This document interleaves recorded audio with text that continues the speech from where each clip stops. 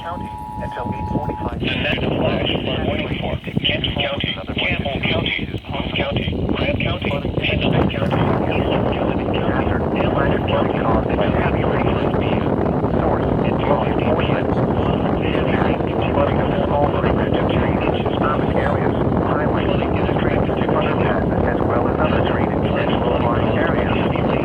Some locations that may experience flooding include Cincinnati, Fairfield, Cummings, Lawrence, Independence, Norwood, Fort Worth, Erlanger, Fort Thomas, Newport, Sherrfield, Quebec, Loveland, Springfield, Reading, Montgomery, North College, Winter, Kent, and Alexandria. Stay away from swiftways.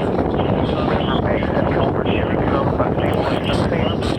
To report flash flooding, go to our website at weather.gov/ILS and take control via social media.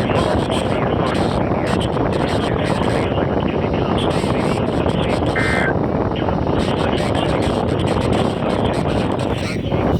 To report flash flooding, go to our website at weather.gov/ILS and submit your report via social media when you can do so safely.